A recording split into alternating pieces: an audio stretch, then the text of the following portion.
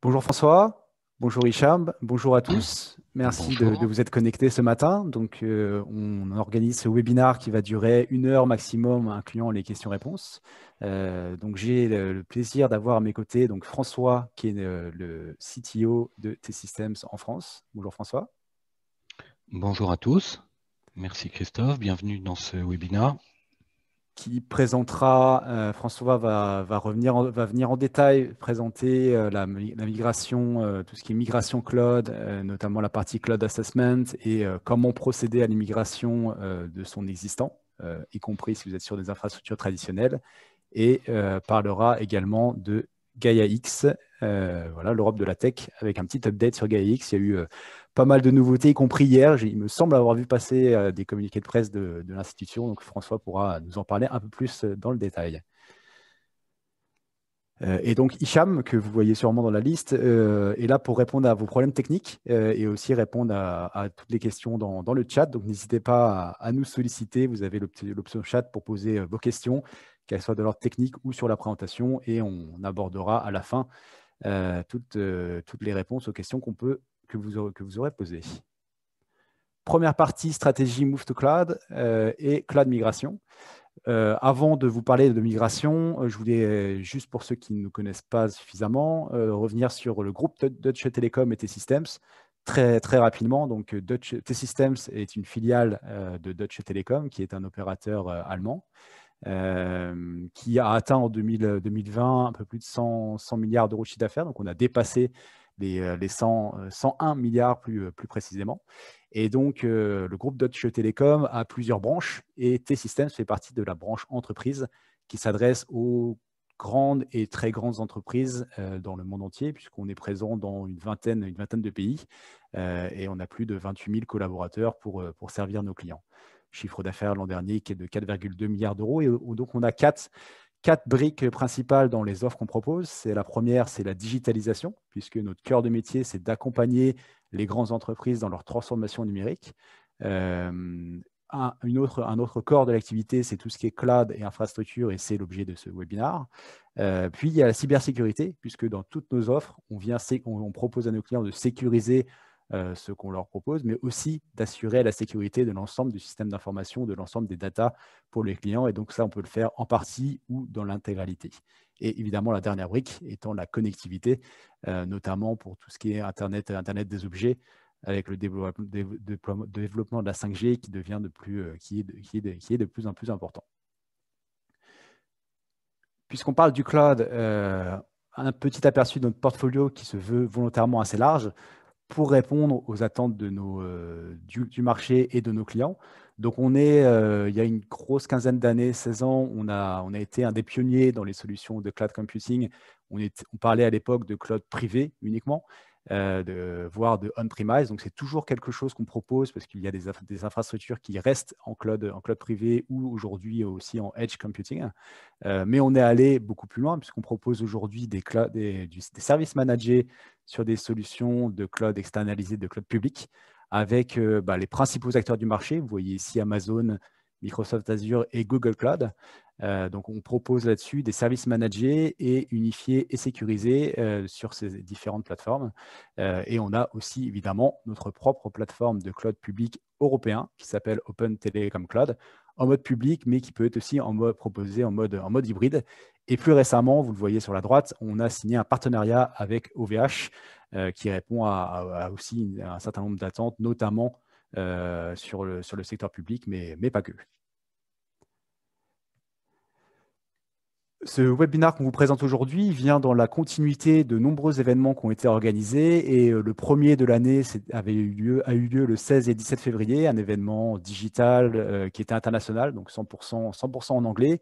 Et donc, pendant 2 jours, on a pu réunir certains d'entre vous, des clients, des journalistes et aussi tous nos partenaires pour discuter de 3 principaux sujets: la transformation IT, la migration vers le cloud et tout ce qui était sécurité industrielle, où on a notamment parlé des différents clouds pour le secteur automobile.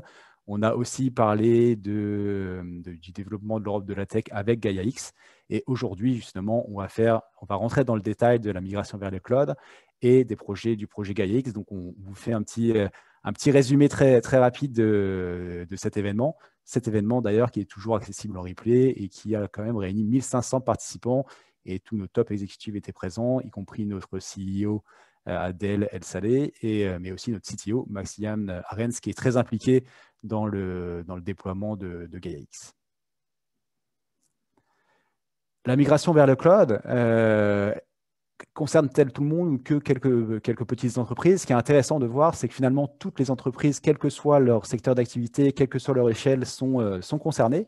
Et là, j'ai repris une étude, la dernière étude CITSI organisée par le groupe Technologie, que vous connaissez peut-être un peu plus sous le nom de PAC, donc PAC Technologie. Et donc là, il y a 3 exemples d'entreprises, c'est des exemples qui sont assez connus, qui ont migré justement vers le cloud, des entreprises d'une taille importante. Donc, on a premièrement le groupe Enel, qui est un des leaders dans l'énergie, un groupe italien, qui a été l'une des premières entreprises traditionnelles à migrer des milliers de serveurs et applications vers le cloud d'Amazon.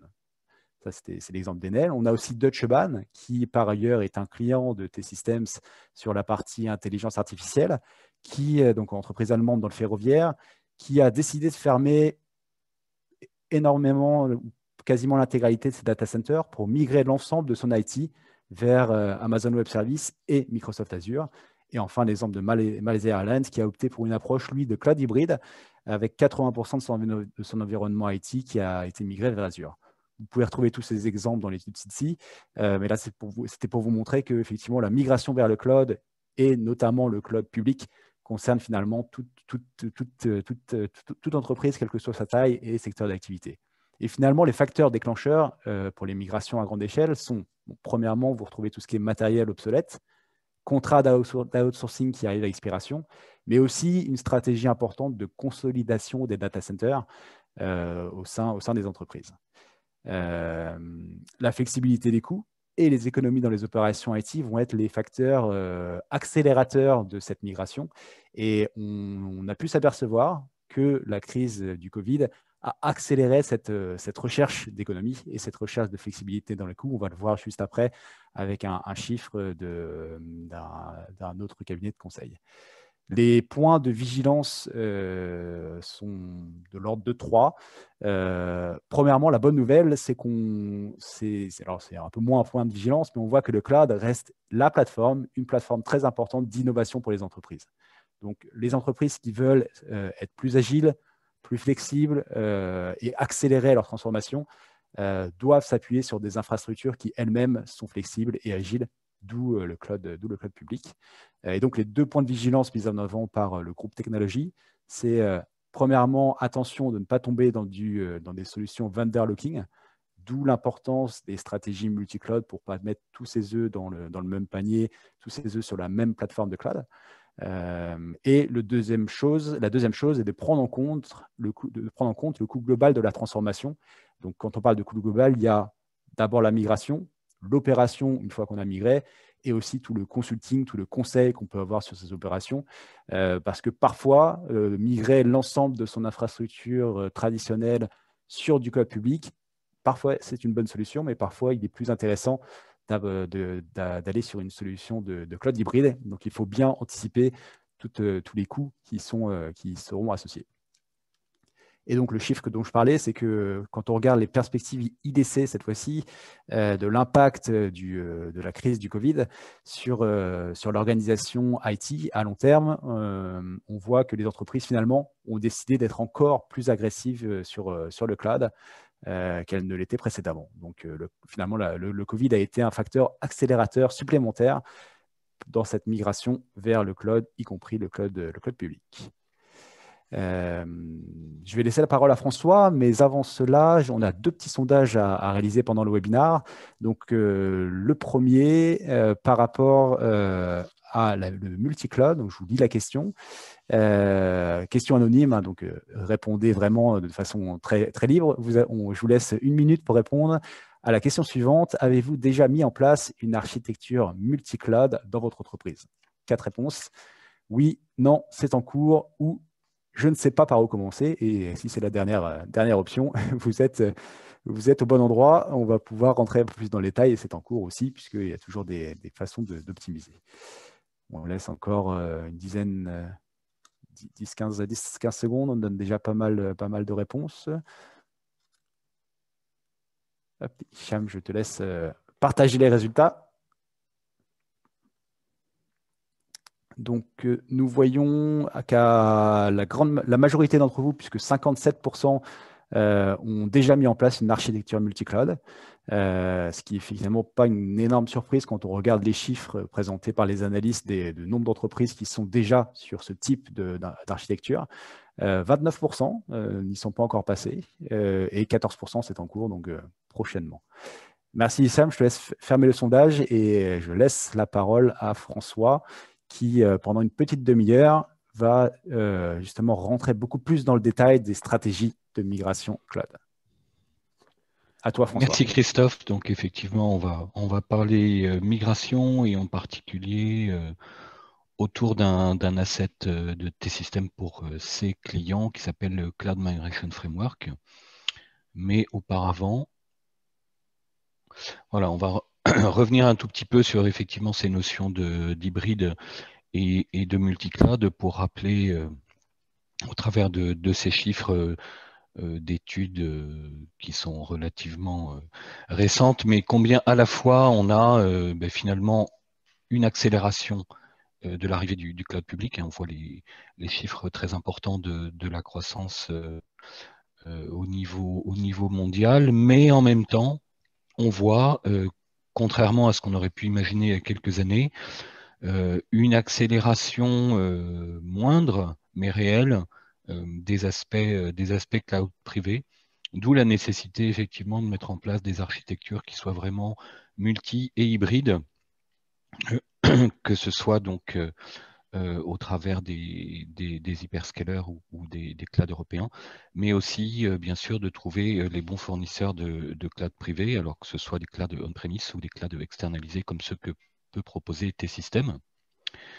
Et l'autre facteur essentiel, et on va y revenir en particulier, y compris sur les aspects de migration, c'est bien évidemment d'anticiper la complexité dans l'architecture et plus globalement la gouvernance que vont engendrer ces architectures multi-cloud pour éviter effectivement de se retrouver dans la situation extrême où on aurait une juxtaposition de silos technologiques qui finalement vont multiplier la complexité en termes de management, de supervision et globalement de gouvernance. Donc c'est un élément essentiel à prendre en compte pour que à la fois la satisfaction utilisateur, on va dire les SLA d'ensemble soient garantis quelles que soient les plateformes, mais bien sûr également que les coûts puissent être maîtrisés et optimisés. Donc je vous rappelle quelques facteurs clés sur évidemment les choix de typologie d'architecture entre le multi et l'hybride cloud. En particulier, évidemment, on y reviendra, les aspects sécurité et compliance, les aspects données, qui sont un élément d'ailleurs qui motive souvent le fait que le cloud privé garde une importance forte. Et puis, bien sûr, les aspects innovation, ça Christophe l'a mentionné tout à l'heure, mais aussi, on y reviendra, l'aspect compétences, ressources, et c'est un élément à ne pas négliger dans la stratégie cloud, en s'appuyant bien sûr sur des partenaires, mais aussi en interne sur la montée en compétences des équipes, les coûts étant évidemment un facteur clé, mais ça, on aura l'occasion d'y revenir également. Pourquoi le Cloud Migration Framework et pourquoi on en est à parler de ça aujourd'hui? Ça fait, on y reviendra tout à l'heure, mais pas mal d'années que T-Systems a accumulé une forte expérience autour des migrations cloud pour ses clients. Et donc, on en est venu à regrouper l'ensemble des outils, assets, process et compétences dans ce Cloud Migration Framework pour essayer d'aider nos clients à accélérer leur transformation vers le cloud. Et très souvent, vous le voyez sur ce schéma en trois parties, un petit peu sur la partie évaluation, transformation et run.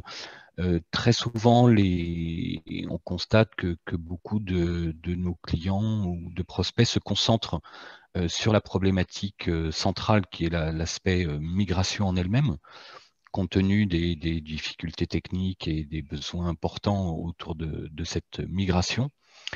Mais pour assurer, je dirais, le bon succès des projets de transformation, l'étape numéro 1 et l'étape numéro 3 sont aussi fondamentales. C'est-à-dire l'étape numéro 1, vers quoi on va et surtout de quoi on part. Donc on va y revenir sur la nécessité de faire un assessment correct de l'existant et le plus complet possible. Et puis aussi, très en amont, de bien poser la stratégie cloud et la roadmap. Là encore, pour assurer une cohérence et ne pas introduire de rupture dans le système d'information.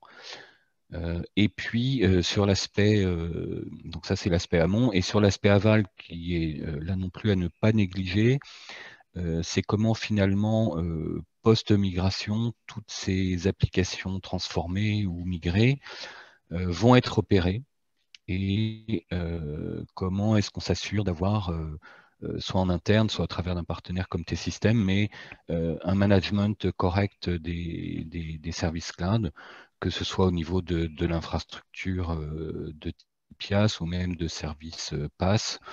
Il faut évidemment mettre à jour l'infrastructure, la patcher, la sécuriser, et il faut prendre ces éléments très en amont, y compris d'ailleurs dans la phase numéro 1 sur la définition correcte, en particulier des landing zones, comment est-ce qu'on va amener les éléments de sécurité sur les différents clouds disponibles.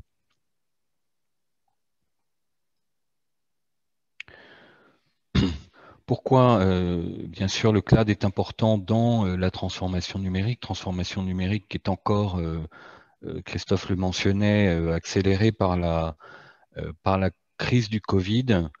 C'est que vous le constatez tous les jours, le cloud va être un enabler de transformation, donc sur, je dirais, 2 éléments. Bien sûr, la migration des applications existantes, c'est évident, mais aussi l'accélération de la création de nouvelles applications qui soient vraiment cloud native. C'est le chiffre qu'on voit en bas à droite, effectivement, et tout l'apport que l'on commence à voir de manière répandue dans les entreprises, de toute la stratégie DevOps et bien sûr des opérations aussi qui vont avec. Donc ces éléments sont des facteurs importants pour permettre l'innovation et l'accélération, le tout en ne négligeant pas bien sûr les aspects opérations. L'autre élément important, c'est qu'effectivement, compte tenu de leur poids, de leur structure, les grands acteurs du cloud sont ceux qui sont le plus à même aujourd'hui d'apporter de l'innovation et des nouveaux services. Il suffit de regarder sur une année ce qui est capable de déployer en termes de nouvelles fonctionnalités un acteur comme Microsoft ou Amazon pour s'en rendre compte. Et donc, continuer à chercher à développer des capacités comparables en interne, même chez les grands clients, devient de plus en plus compliqué, bien évidemment. François, avant de passer à ce slide, on a un dernier sondage à partager avec vous, puisque la migration vers le cloud comporte un certain nombre de challenges. Et donc, le deuxième sondage est le suivant. Quel challenge percevez-vous dans la migration vers le cloud? Question à choix multiple. Donc, vous pouvez répondre à plusieurs, vous pouvez proposer plusieurs réponses. Premièrement, la complexité. Deuxièmement, le manque d'experts en interne. Ou le shadow IT. Suivent le coût de la migration ou le manque de temps. Et donc, plusieurs réponses sont possibles. On vous laisse encore une dizaine de secondes. On a déjà plusieurs réponses.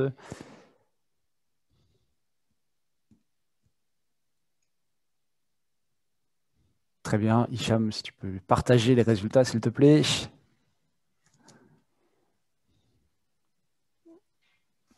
On les voit.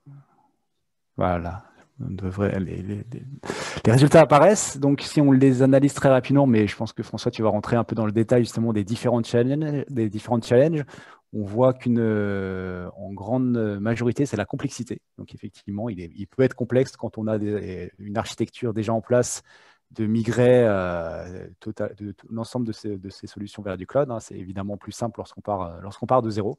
Donc, complexité arrive en premier, ce n'est pas une surprise.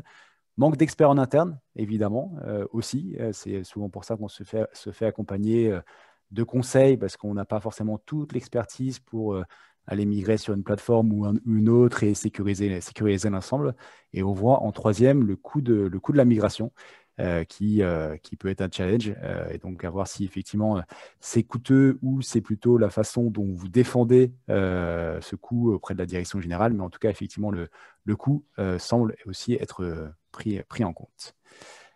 Merci Hicham, on va arrêter de partager le sondage et François, je te laisse dire un mot sur le sondage si tu le souhaites, mais surtout aborder les challenges, nous présenter les différents challenges que tu vois.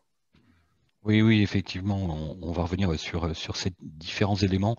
Je retiens en particulier effectivement la complexité, la nécessité d'expertise et un petit peu le shadow IT, on reviendra là-dessus. Donc pour revenir à notre Cloud Migration Framework qui va nous aider dans ces migrations, effectivement, on l'a, je le disais tout à l'heure, réuni l'ensemble des compétences de tes systèmes autour du domaine cloud et migration vers le cloud pour essayer de proposer une méthodologie, des outils, des process qui, quel que soit le cloud cible, puissent accélérer la transformation, sachant qu'effectivement, il y a beaucoup de challenges, qu'ils soient en termes, par exemple, de connaissance de l'existant et de personnel qui peut quitter l'entreprise. Donc, comment est-ce que on maximise le savoir sur l'existant? Il y a toute la transformation en profondeur des opérations, je le mentionnais tout à l'heure, le passage d'opérations entre guillemets traditionnelles à des opérations dans un monde d'intégration continue et de chaîne CI/CD. Il y a bien sûr comme challenge essentiel, et on va y revenir, c'est finalement la complexité des environnements sources. Donc, d'où le besoin qu'on va largement évoquer, mais d'analyse en profondeur de l'existant pour essayer de maîtriser les risques liés à tout ce qui peut être les interfaces, les communications, les partages de données des différentes applications, sans compter bien sûr les aspects volumétriques qui sont un challenge aussi parfois.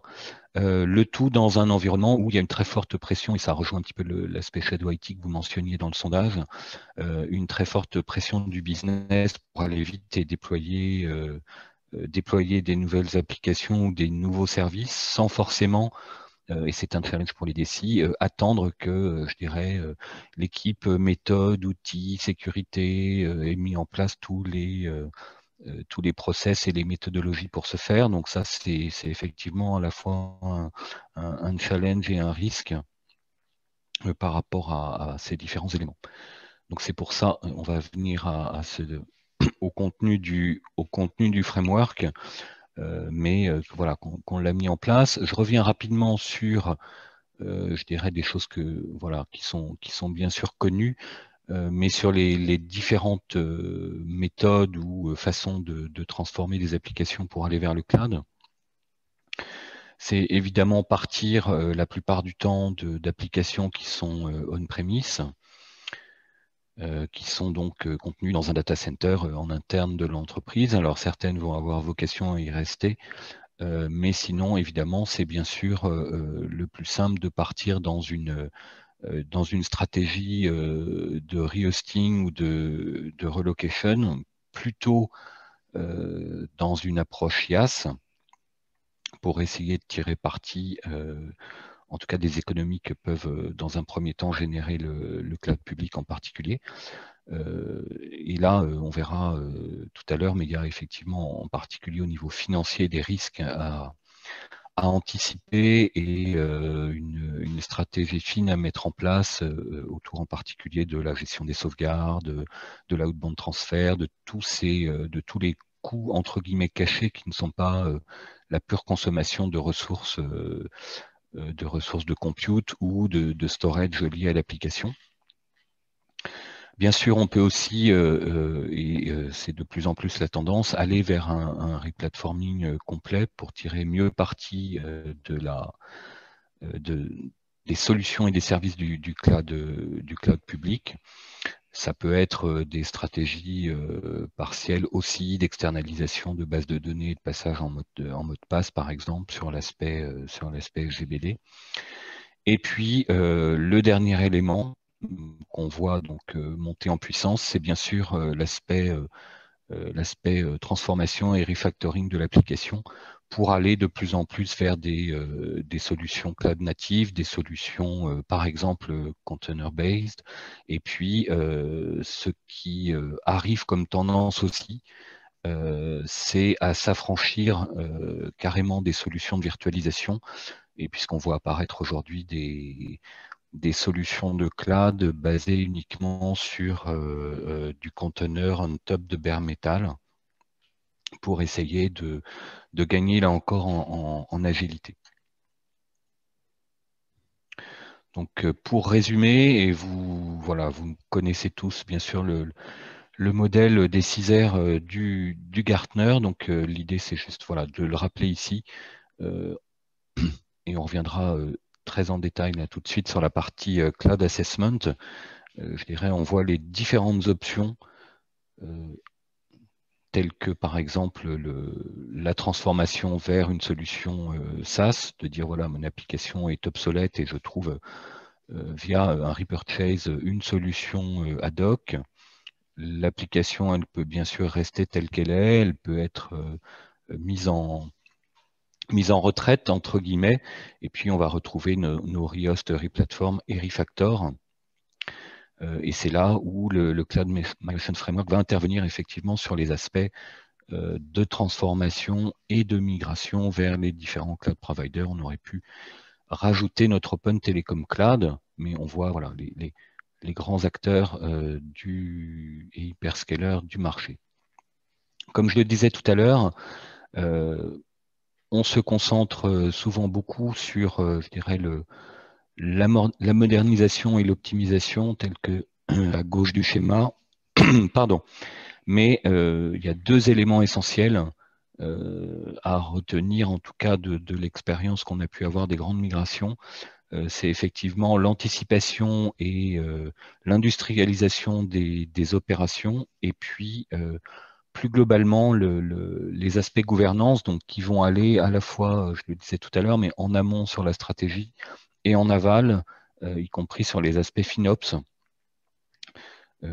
Et plus concrètement, d'ailleurs, quand on est dans des architectures multi-cloud, sur la nécessité de recentraliser finalement, par exemple, l'ensemble des consommations sur les différents cloud providers et d'avoir de manière unifiée des outils de FinOps qui permettent de gérer au mieux les dérives que l'on constate trop souvent entre ce qu'on estimait de la consommation et puis la consommation réelle. Donc le framework, il se veut modulaire. Donc vous avez ici les différentes briques ou composants du framework, donc qui vont aller d'outils, process, différents éléments, le tout s'appuyant sur différents sites web. Si vous êtes familier des sites techniques Microsoft ou Amazon, sont évidemment un site du Cloud Migration Framework qui reprend les mêmes je dirais, modes de navigation pour faciliter la vie de l'utilisateur. Donc la partie Cloud Stratégie, la partie Cloud Discovery sur laquelle on va revenir, la roadmap, et puis plus on va aller vers la droite, bien sûr, la préparation de la landing zone, le plan de migration, les outils et usines de migration en elles-mêmes, mais aussi tous les éléments pour apporter la gouvernance sur le cloud, la partie cost control et les outils FinOps, et puis bien sûr la mise en œuvre et la supervision des services managés, qu'ils soient d'infrastructure, voire d'applications. Et puis ce framework, en fait, on l'a aussi, je le disais à l'instant, mais mappé sur les grands cloud providers et les grands hyperscalers, donc la capacité à retrouver finalement la correspondance entre les différentes étapes et composantes du framework et puis ce qu'on trouve chez les grands acteurs, en l'occurrence ici par exemple AWS, mais on a la même chose effectivement avec, grâce à notre partenariat avec Azure, pour que on s'y retrouve en fait entre les différentes étapes et ce qu'on peut trouver nativement sur les cloud providers. Donc le but, en particulier donc des phases amont, ça va être de faire une évaluation la plus fine possible de l'état de départ. Donc là, je vous mets à l'écran le résultat, par exemple, d'une étude pour un client qui cherche à migrer sur AWS. Et on va, au travers de différents questionnaires, outils, analyses, essayer de quantifier finalement, de prendre la mesure de la maturité de l'existant, voire de la maturité de l'IT au sens large, et de l'entreprise dans sa capacité à se transformer vers le cloud. Et on va pouvoir, donc, selon certains axes, noter ou positionner en fait par rapport à une map de référence les différents éléments, que ce soit par exemple sur la maturité de la gouvernance IT et sa capacité à se projeter dans le cloud, que ce soit au niveau bien sûr des compétences, c'est un élément que vous mentionniez tout à l'heure dans le premier sondage, où effectivement le manque de compétences ou l'anticipation des plans de formation peut être évidemment un élément important. La maîtrise des plateformes, à la fois la plateforme source et la plateforme cible, les besoins du business, et puis la sécurité qui peut être aussi un élément important. Donc quel est l'état de maturité de la sécurité dans la source et la capacité à se projeter dans une cible. En particulier, on y reviendra sur les aspects landing zone. Donc tout ceci va se faire au travers, donc là on vous montre le résultat, mais au travers bien sûr d'entretiens, études, analyses de l'existant et positionnement par rapport à la cible, pour essayer de donner une photo à l'instant T de la maturité de la maturité de l'entreprise vis-à-vis de ce chemin vers le cloud, en regardant à la fois les aspects au niveau de, on va dire, gestion du portefeuille applicatif au sens large, y compris la manière dont le top management et le management peuvent être impliqués dans la transformation. Donc, est-ce qu'on a, et on voit qu'ici, on est plutôt sur cet exemple, sur une entreprise qui n'a pas forcément préparé un business case high level sur le sujet de la transformation cloud, mais on va descendre ensuite, bien sûr, sur les aspects donc du ressources, et puis sur les aspects plateforme, et enfin sur les aspects véritablement migration. Est-ce qu'on a déjà une expérience de la migration? Est-ce que les applications pilotes sont identifiées? Est-ce que le plan de migration est en place? Voilà, je vous laisse découvrir les différents éléments, mais en particulier aussi, je pense à l'aspect plateforme. Au-delà de la plateforme elle-même, c'est la capacité à gérer les opérations. Est-ce que on est prêt à transformer les aspects monitoring, logging, centralisation, retour vers un SIEM et un SOC, par exemple, autour des opérations? Est-ce que les principes DevSecOps sont en place? Et ainsi de suite, et ainsi de suite. Et concrètement, on peut descendre plus finement pour noter chacun des points et donc se référer à ces différents éléments pour savoir où faire porter l'effort et comment corriger le tir par rapport à ces éléments en amont, bien évidemment, de la migration pour essayer de minimiser les risques que cette migration va engendrer.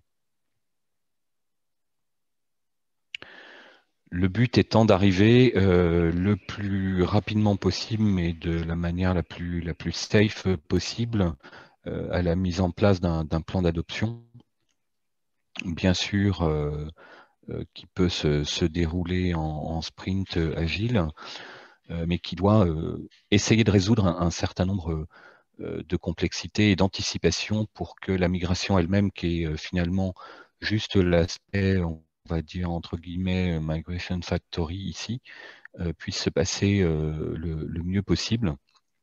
Donc effectivement, on voit réapparaître des éléments très importants comme bien entendu tout l'aspect amont, l'aspect staffing et sourcing d'un centre d'excellence cloud, si on en met en place, on va y revenir tout à l'heure, mais aussi l'aspect préparation et mise en œuvre des landing zones avec tout ce que ça peut comporter en termes d'outillage. Est-ce que tout ceci est manuel? Est-ce qu'on est, et le framework vient avec un certain nombre de templates pour les différents cloud providers pour permettre de déployer de l'infrastructure as code de la manière la plus naturelle et sécurisée possible.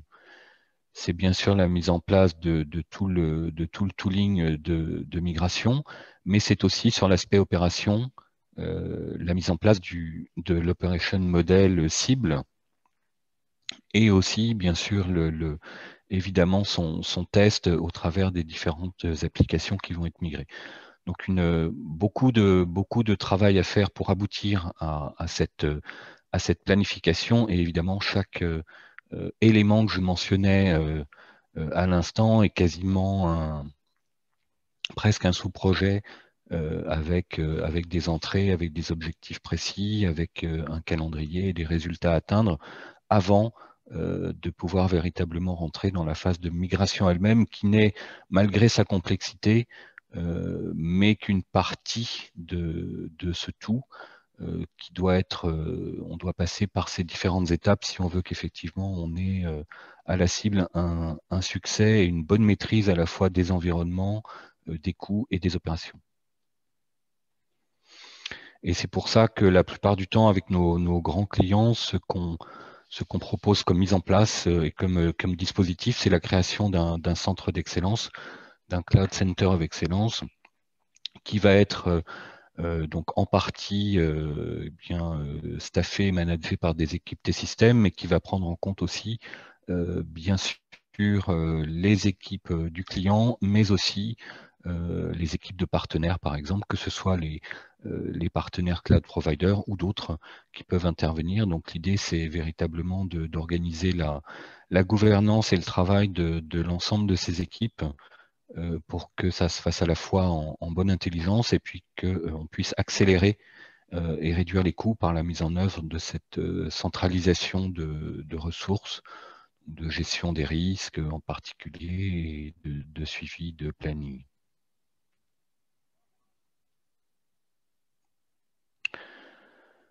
Un élément très important, vous avez un petit exemple à l'écran, mais c'est la manière dont on va pouvoir assesser et finalement redécouvrir son existant pré-migration, qui est un élément totalement essentiel pour lequel on a développé beaucoup d'outils et d'assets qui peuvent être pour certains non intrusifs, pour d'autres intrusifs pour de bonnes raisons, mais qui permettent entre autres de couvrir deux aspects en fait du périmètre source.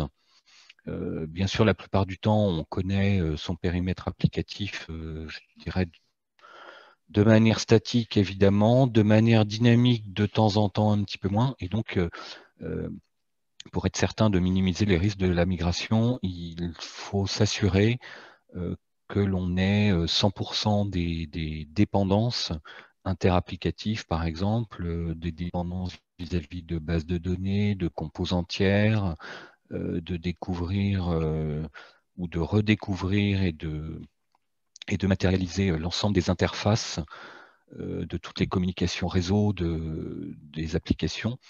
Et donc nécessairement, ceci prend un petit peu de temps, ne serait-ce que pour voir tourner entre guillemets les applications, dont certaines peuvent avoir des communications asynchrones à des fréquences faibles, pour être certain que l'on couvre le maximum, voire 100% du périmètre de la cible et qu'on n'ait pas de surprise quand on va migrer l'application. Et puis surtout, ces éléments-là vont permettre d'affiner en fait la stratégie de migration, voire de modifier ou d'amender l'architecture cible. Effectivement, quel est l'impact du passage d'une base de données en mot de passe vis-à-vis des applications, ou de l'autre côté, j'ai transformé telle application pour la containeriser, quel est l'impact finalement sur les applications qui étaient liées. Donc tout ceci doit être outillé, donc ça permet à la fois bien sûr un rafraîchissement de la CMDB, mais pas que. C'est aussi permettre l'allotissement. Et je pense aussi un impact qui est souvent négligé, mais ça permet aussi de redécouvrir et d'affiner le modèle d'opération, puisque typiquement l'analyse de grappes applicatives, par exemple, permet de mettre en lumière une incohérence qui existe souvent sur les fréquences ou les étendues de sauvegarde. Et donc, c'est aussi l'occasion de s'assurer, par exemple, que une grappe d'application ou une application avec beaucoup de dépendances va se trouver avec un modèle de sauvegarde et de restauration qui soit uniforme et qui permette à 100% du périmètre d'être restauré dans un état stable.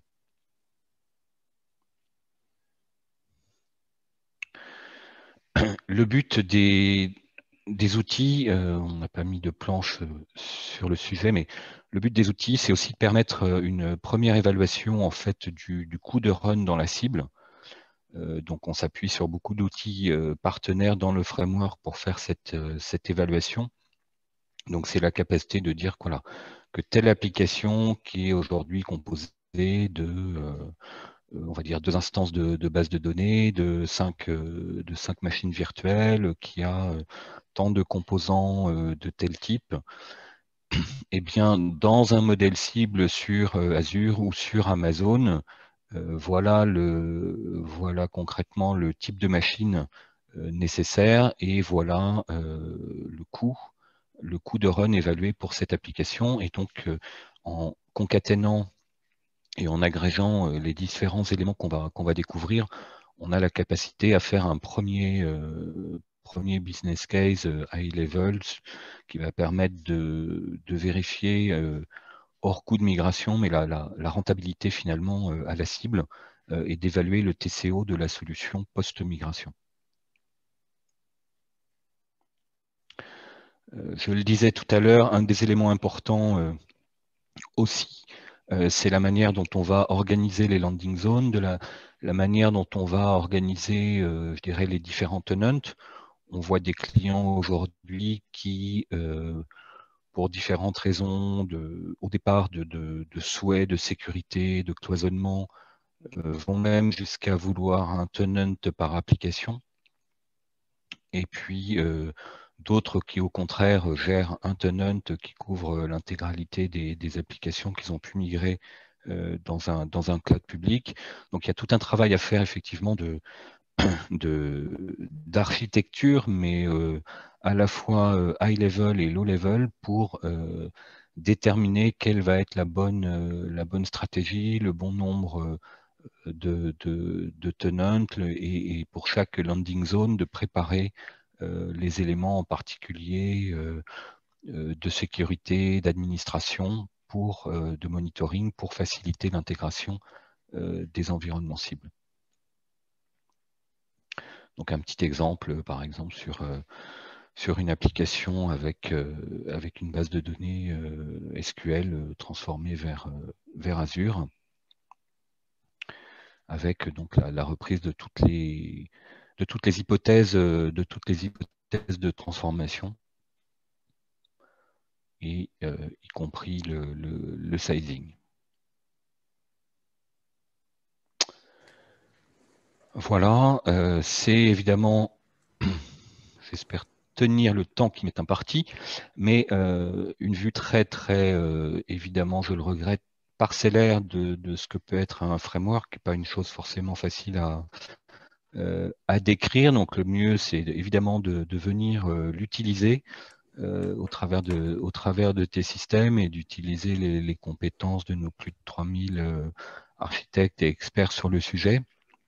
Et puis de découvrir aussi, bien sûr, donc je le disais tout à l'heure, tous les sites web qui permettent de découvrir et de naviguer dans le framework.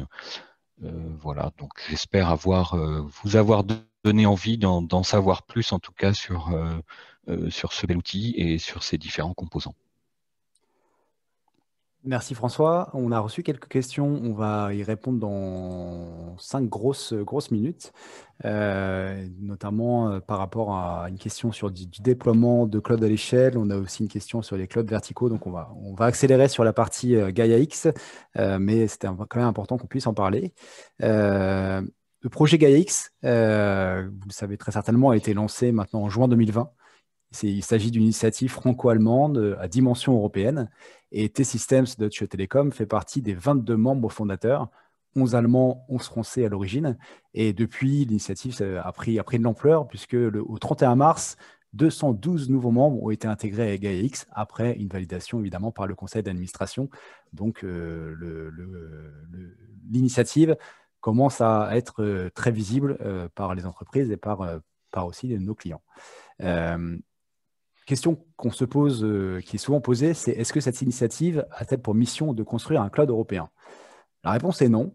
En fait, GaiaX, c'est plutôt la volonté de définir et de mettre en œuvre un ensemble de services qui chacun manipulera des données et respectera l'ensemble des critères de la législation européenne pour créer un nuage de services respectueux de cette réglementation et permettant un échange de données souverains. Donc, il y a vraiment cette question d'interopérabilité et de respect de la réglementation européenne. Et ces différents services doivent être accessibles par un catalogue qui est lui-même une fédération d'un certain nombre de catalogues de différents fournisseurs.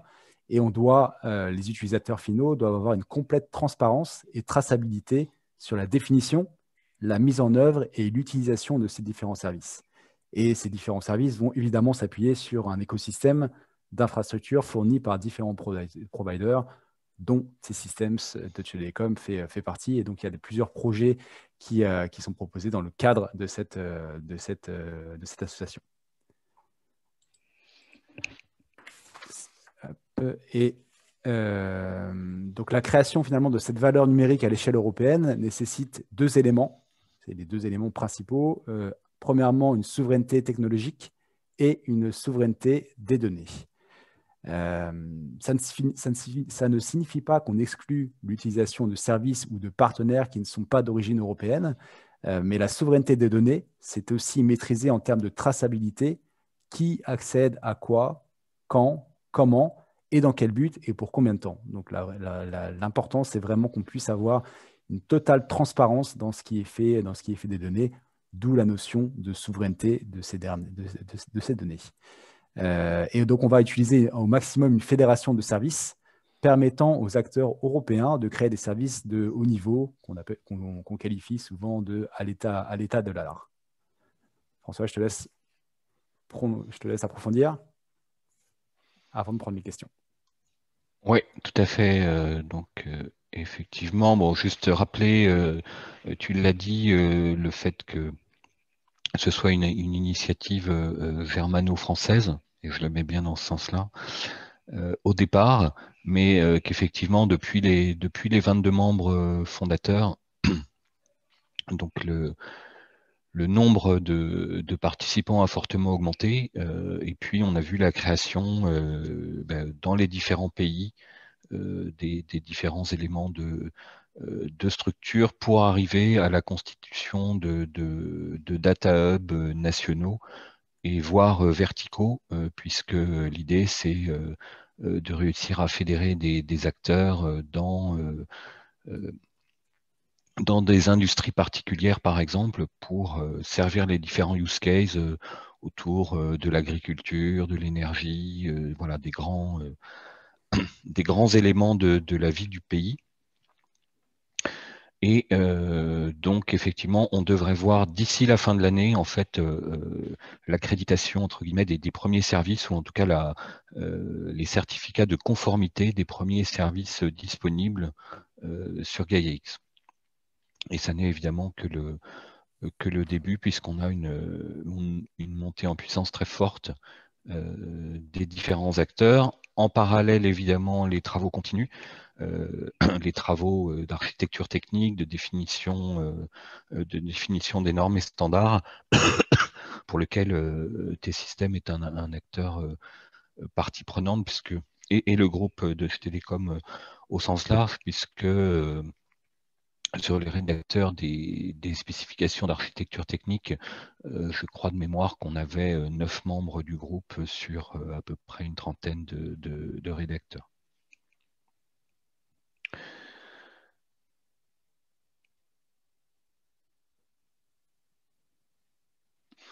Donc tu l'as rappelé, Christophe, hein, qu'est-ce que c'est que GaiaX finalement? C'est la mise en réseau de différents services logiciels, donc qui vont s'appuyer sur des fournisseurs d'infrastructures et qui vont permettre à des applications d'utiliser des données de manière souveraine. Et je vais prendre un petit exemple pour illustrer concrètement ce que pourrait être GaiaX. Très rapidement, je vais vous faire revenir dans le monde d'avant, celui où il était encore possible de voyager en avion, mais ce monde reviendra bien vite. Et un des exemples et des use cases qui, j'espère, verra le jour rapidement, c'est par exemple la notion de voyage dématérialisé. Alors, le voyage sera toujours matériel, mais son environnement va être dématérialisé. Donc, prenons l'exemple d'un touriste, on va l'appeler lambda européen, donc qui souhaite effectuer un voyage. Aujourd'hui, il a un passeport papier, une carte d'identité physique, et puis il voyage avec des réservations d'hôtels, des cartes d'embarquement, et il doit passer un certain nombre de contrôles qui lui prennent du temps. Voilà. Demain, avec GaiaX, c'est la possibilité d'avoir une notion, par exemple, de portefeuille, de wallet de voyage qui va contenir de manière numérique l'ensemble des accès potentiels donc à son identité, y compris la biométrie, à l'ensemble des documents de voyage pour accélérer le passage des contrôles et puis finalement l'ensemble de son parcours. Rien de nouveau dans tout ça, en tout cas sur le principe. Là où GaiaX va entrer en jeu, je dirais, pour assurer la souveraineté des données et des opérations, c'est qu'en fait, on va définir pour chaque donnée et pour chaque service qui est en mesure de l'utiliser, quand, comment, donc qui aurait le droit, par exemple, de mettre à jour des données ou d'y accéder, et surtout pour quelle durée ce mode d'accès est potentiellement ouvert. Donc on voit qu'on sécurise au travers de GaiaX, enfin de ce que les services vont, ce à quoi ils vont devoir se conformer, pardon, la capacité donc de tracer véritablement l'accès aux données qui seront mises à disposition par les différents systèmes. Deux exemples très concrets de mise en œuvre. Donc l'un qui s'accélère au niveau du service public, qui va donc être un très friand des services de GaiaX, et le second autour de l'automotive, autour de l'automobile. Donc T-Systems est un acteur majeur sur le sujet et travaille avec beaucoup de constructeurs européens que ce soit au niveau du véhicule connecté, demain du véhicule autonome, et on voit plein de besoins émerger, donc qui pour certains seront couverts par Gaia X, mais il y a aussi d'autres initiatives parallèles qui s'inscrivent dans la galaxie Gaia X, comme Catena X, qui regroupe la plupart des constructeurs allemands et européens pour mettre en œuvre sur le même modèle toute l'infrastructure réseau et sa sécurisation pour permettre l'accélération des projets, en particulier de véhicules autonomes, puisque une forte nécessité de communication des véhicules avec les infrastructures, entre eux et avec différents éléments centraux. Merci François. On passe aux questions. Il nous reste 5 grosses minutes. On avait commencé avec un tout petit peu de retard. On attaque directement dans le sujet. François, d'ailleurs, tu dois pouvoir voir aussi les questions dans le chat. Première question assez simple à répondre. On nous a demandé s'il était possible de recevoir le support de présentation. Oui, évidemment. Le webinaire est enregistré et on vous enverra aussi donc, le lien de l'enregistrement et le différent support en PDF qui vous a été présenté. J'avais une petite question, tu viens d'en parler François, par rapport aux clouds verticaux, puisque tu as parlé des clouds secteur public et le cloud pour l'automobile avec Catena X. La première question qu'on a reçue, c'était: pensez-vous que les clouds verticaux, donc par industrie, sont amenés à se développer? Est-ce que tu vois une tendance là-dessus, hormis l'automobile? Alors, je dirais oui, oui et non. Non, à mon sens, sur les aspects infrastructures, un petit non, et oui globalement. Donc non sur les infrastructures, je pense que ce qui compte, c'est la capacité des infrastructures et la capacité à définir des nouveaux services et des nouvelles architectures sur ces infrastructures, quel que soit finalement le secteur d'activité concerné, au bémol près, bien évidemment, de besoins spécifiques par secteur. Je pense à la santé, à la banque ou à l'assurance, qui vont avoir des besoins de normalisation, de sécurisation, de compliance, qui peuvent être spécifiques, mais qui vont venir on top en fait d'une infrastructure qui, elle, doit garder sa capacité d'innovation et de diffusion de l'innovation, ce qui risquerait d'être rendu plus complexe si on faisait des clouds verticaux. Par contre, là où on va trouver la verticalisation de ces clouds, c'est effectivement par exemple au travers de GaiaX et des data hubs, qui eux vont être évidemment sectorisés, puisque les besoins de smart grid en énergie ne sont pas forcément les mêmes que les besoins qu'on peut avoir en agriculture. On va avoir des besoins aussi qui peuvent être différents en termes de temps, en termes de besoins et de ratio en fait entre la data et le compute. On peut avoir des secteurs qui demandent des très grandes capacités de calcul de type HPC pour fournir finalement peu de données mais à très haute valeur ajoutée, versus des secteurs ou des besoins où là c'est finalement un grand volume de données dont on a besoin avec peu de calcul. Merci François. J'ai 2 autres questions là qui sont apparues. La première, un peu plus complexe. Je te la lis. Je la lis à tout le monde. Bonjour. Pour un déploiement dans le cloud à l'échelle, préconisez-vous une stratégie globale autour des souscriptions projet, entre parenthèses, souscription par projet, souscription transversale pour la gestion sécu, réseau, etc. Alors, je vais faire une réponse de Normand. Non, mais ça dépend trop du contexte spécifique je dirais de l'entreprise. Oui à une stratégie globale, en tout cas comme je l'expliquais tout à l'heure, sur la définition des outils, des process et de la manière de mettre en œuvre. Après, le découpage, il va dépendre déjà du cloud provider, il va dépendre d'un certain nombre d'éléments comme par exemple la maturité des outils FinOps ou la capacité à regrouper la consommation de ces différentes souscriptions. Il peut y avoir des très bonnes raisons de cloisonner les souscriptions pour effectivement limiter l'étendue ou ou avoir une utilisation différente et une ouverture et des interfaçages différents de ces différentes souscriptions. Donc la question ne peut pas être résolue de manière binaire par rapport à ça. Donc ça dépend en fait de l'analyse précise du besoin. Merci François. Je pense qu'on a encore le temps de prendre deux questions, peut-être pas plus, mais n'hésitez pas, on pourra prolonger l'échange par la suite. Première question, je crois que c'est toi François qui va y répondre. Comment évaluer les coûts de la transformation interne? La formation des collaborateurs, le réseau, les outils, 3 points de suspension, et un point qui me semble d'ailleurs important, aussi la conduite du changement. Donc, comment évaluer les coûts de la transformation interne? Alors, vaste question là encore, sur les aspects purement, je dirais, migratoires, non, migration de la transformation. Là, on a des abats clairs et relativement précises sur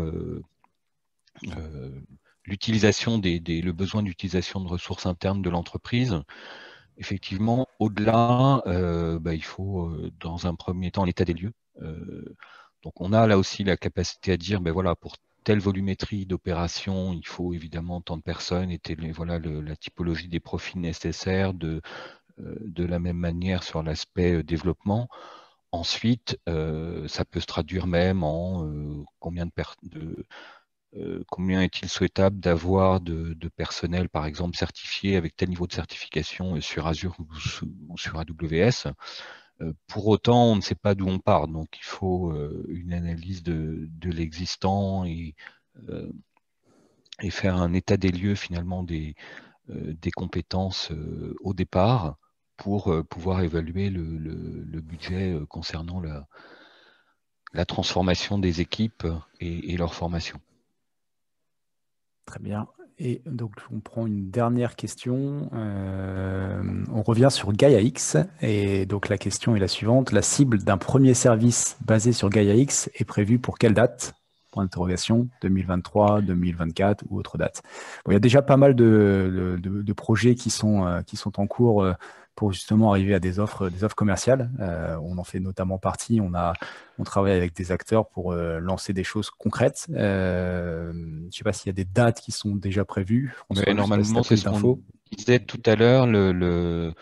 Donc l'information, vous la retrouverez d'ailleurs dans la presse ou sur LinkedIn. Normalement, la délivrance des premières conformités pour les premiers services sont annoncées pour la fin de l'année. Cette année. Après, voilà. Il faut voir qui et comment et quelle sera l'étendue des services proposés.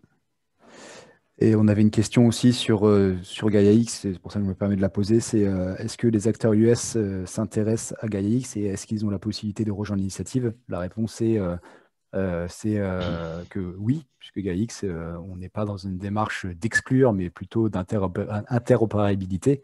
Et donc un acteur qui n'est pas européen, qui souhaite rejoindre l'initiative, le peut, en théorie, mais sous réserve qu'il soit déjà, validé par le conseil d'administration et que deux, il se conforme à tout ce qui est réglementation européenne, donc ce qui n'est pas toujours aussi simple.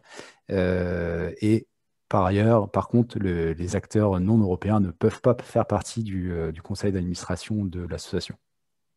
François, corrige-moi si j'ai mal répondu à la question, mais je pense que non.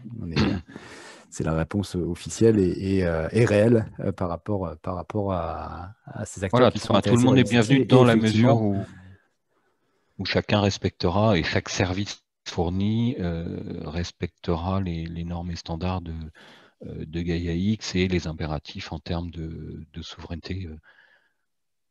Tout à fait. L'accès aux Et données. d'ailleurs, dans les derniers acteurs qui ont rejoint l'initiative le 31 mars, la majorité sont européens, plus de 90%, mais on a 10% restants qui ne sont pas européens, donc on voit qu'on n'est pas dans une Et c'est vrai logique que d'exclusion. ça a fait beaucoup de débats et l'arrivée ou le souhait d'un acteur comme Palantir, par exemple, de rentrer dans Gaia X pose effectivement un certain nombre de débats. Super, bah, merci à tous. Malheureusement, il est déjà midi 6, on a débordé un tout petit peu. Merci beaucoup pour votre intérêt et surtout, bah, c'était qu'un début de conversation. Donc, on est à votre disposition, comme Hicham le précisait dans le chat, pour aller plus loin, pour organiser des cafés virtuels et puis échanger sur nos réseaux.